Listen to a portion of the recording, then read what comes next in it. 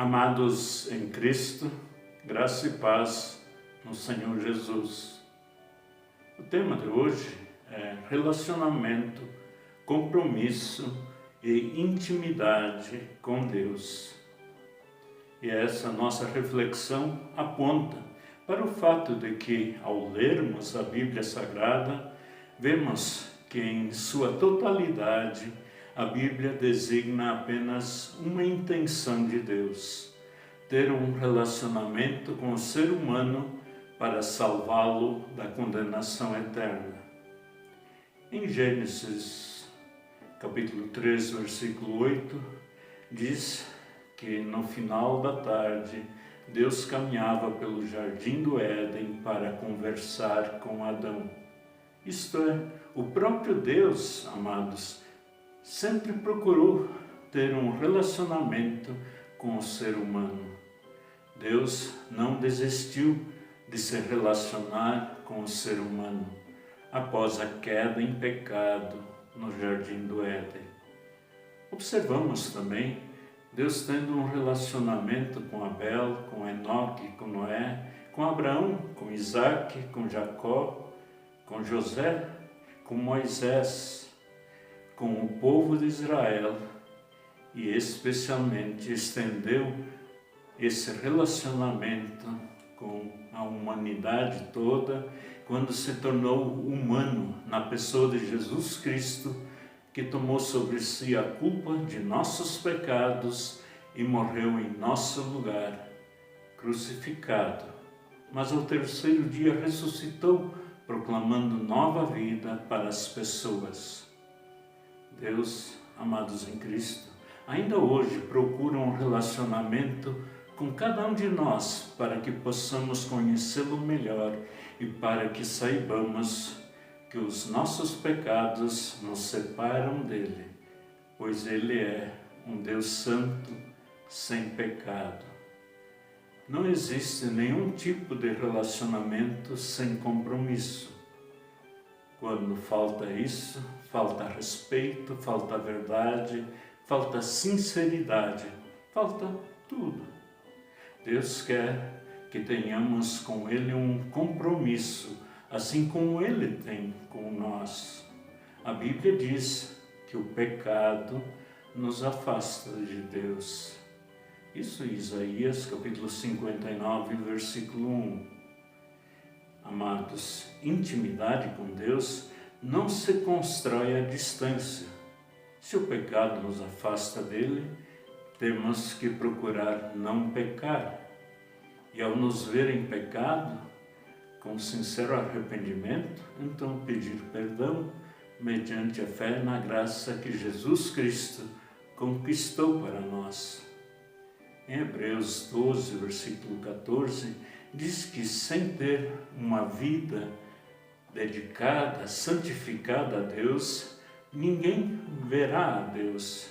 Isto é, para ter intimidade com Ele, é necessário que nos ajustemos aos critérios que Deus estabelece, para, movidos por sua graça e misericórdia, estarmos na presença dEle. E, amados em Cristo, enquanto vivemos em meio a guerras e conflitos, dias marcados pela indiferença, falta de sensibilidade, amor, causando desconforto, dor, fome e sofrimento a milhares de pessoas, lembremos-nos então que este também é o tempo da graça de Deus, o tempo em que Deus quer salvar o pecador, e somos convidados a nos achegar a Ele. E diz Tiago em sua epístola, no capítulo 4, versículos 7 a 10. Portanto, obedeçam a Deus e enfrentem o diabo, que lhe fugirá de vocês. Cheguem perto de Deus, e Ele chegará perto de vocês. Lavem as mãos, pecadores, limpem o coração, hipócritas. Fiquem tristes, gritem e chorem. Mudem as suas risadas em choro e a sua alegria em tristeza. humilhem-se diante do Senhor e Ele os colocará numa posição de honra. A Dione agora vai nos trazer um cântico. Pai nosso que estás no céu, ensina a gente a ser irmão. No mundo que passa fome, mas investe na destruição. Pai nosso que estás no céu, ensina a gente a repartir. O mundo perdeu o rumo, esqueceu o jeito de sorrir. Pai nosso que estás no céu, ensina a gente a ser irmão. No mundo que passa fome, mas investe na destruição. Pai nosso que estás no céu, ensina a gente a repartir. O mundo perdeu o rumo, esqueceu o jeito de sorrir. O mundo perdeu o rumo, esqueceu o jeito de sorrir. Amados em Cristo, quando Jesus se viu diante de pessoas não dedicadas às causas de Deus, justificando-se a si mesmos, todavia como íntimos de Deus, filhos de Abraão, que ainda, então de forma arrogante, em suas injustiças, levavam muitos à miséria, à fome, à mendicância, exortou a esses, contando-lhes a conhecida parábola do rico e de Lázaro. Isso conforme Lucas 16, 19 a 31. E Jesus, com o objetivo de provocar então um questionamento, uma reflexão que os sensibilizasse para entender os sentimentos de amor, os ensinamentos de Cristo e, em consequência, tomarem então uma posição, sendo também isto tudo uma advertência às pessoas que se identificam com o discipulado de Jesus de ontem e de hoje, nos dias atuais. E a parábola traz uma realidade cheia de contrastes. A situação é descrita apresentando os contrastes entre duas realidades, de um homem rico, anônimo, contra um mendigo que se chamava Lázaro. Lázaro quer dizer Deus ajuda. Então, de roupas luxuosas, de púrpura e de linho, abundância e supérfluos, e outro com a pele coberta de úlceras repugnantes. Numa vida de banquetes diários, o outro com a falta do mínimo necessário para viver, faminto, desejando alimentar-se das migalhas que caíam da mesa do rico. Ambos morreram, um sendo enterrado provavelmente com toda solenidade e pompa, o outro sepultado como indigente. Uma cena comum que mostra o abismo da indiferença e da insensibilidade humana, vista cotidianamente no palco de nossas vidas. Mesmo separados pela distância da indiferença e insensibilidade, o rico e Lázaro viveram bem próximos um do outro, se conheciam. Porém, o rico não se vê tocado, sequer percebe a presença de Lázaro. Ele vivia extremamente para si, fechado no seu mundo de bens, luxo, festa e comilança. Uma pessoa insensível ante a situação de fome, doença e dor do outro, que estava junto à porta de sua casa. Lázaro era um entre tantos marginalizados da cidade. Só os cães de rua se aproximam dele para lamber as feridas. Sua única esperança é Deus.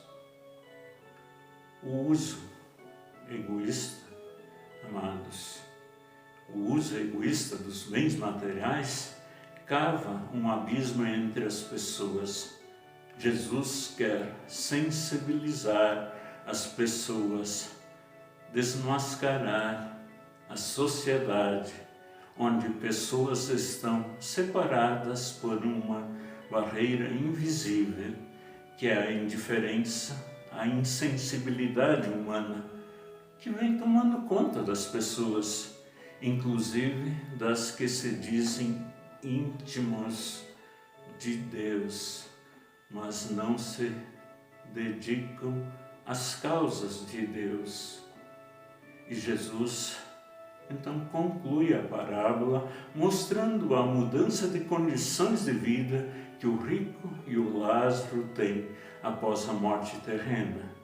Isto especialmente com o objetivo de sensibilizar os corações arrogantes daquela oportunidade e também dos dias atuais, quando, quem sabe, arrogantemente, diante das necessidades latentes de pessoas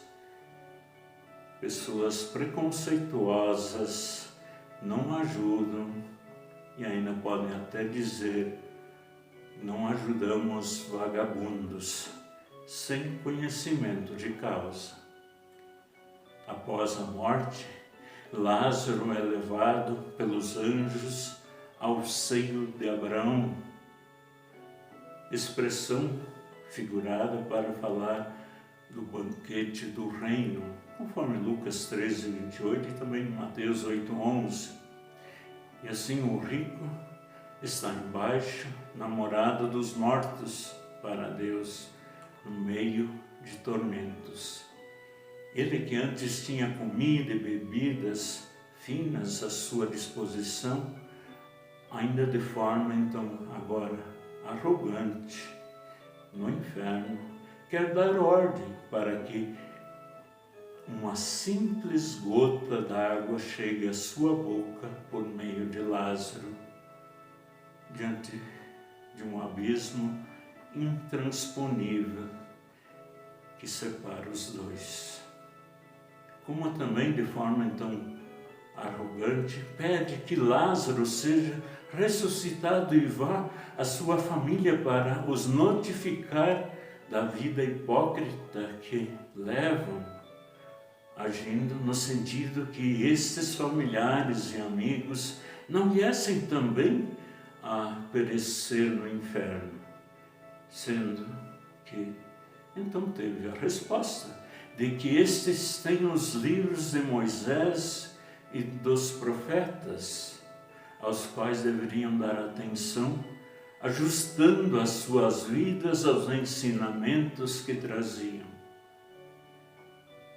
Vivendo em humildade, amados em Cristo, nós, diante de Deus, nós cristãos, facilmente podemos nos identificar como os amigos e familiares do homem rico da parábola, apegando-nos então às Escrituras Sagradas, que nos tornam sábios para a salvação, que são meio da graça de Deus, pelo qual o Espírito Santo age em nós para nos manter na fé, que nos justifica e santifica para uma vida então de relacionamento, compromisso e intimidade com Deus, sensíveis às necessidades das pessoas que nos cercam, servindo uns aos outros segundo os dons que Deus nos concede,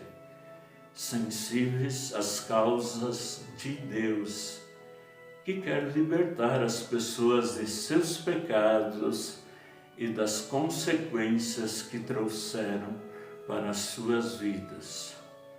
Deus quer salvar a todos mediante a fé na graça que há na obra redentora de Cristo.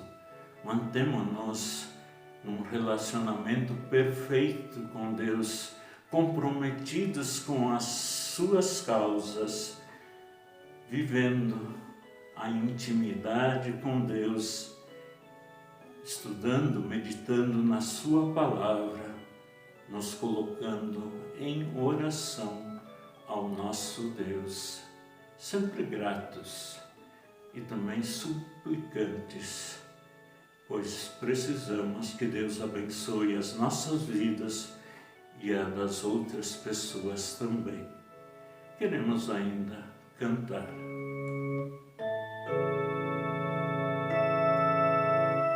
Como é bonito, Senhor, cada manhã te agradecer.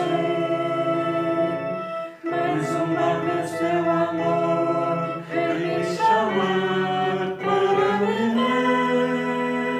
Contigo, Deus de amor, eu quero caminhar. E assim por onde eu for, irás me acompanhar. Como é bonito, Senhor, cada manhã ter ao meu pão e desejar o teu bem a cada um dos meus irmãos. Contigo, Deus de amor, eu quero caminhar. E assim por onde eu for, irás me acompanhar. Como é bonito, Senhor, cada manhã recomeçar, tendo a certeza e a fé que tua mão vai me ajudar. Contigo, Deus de amor, eu quero caminhar. E assim por onde eu for, irás me acompanhar.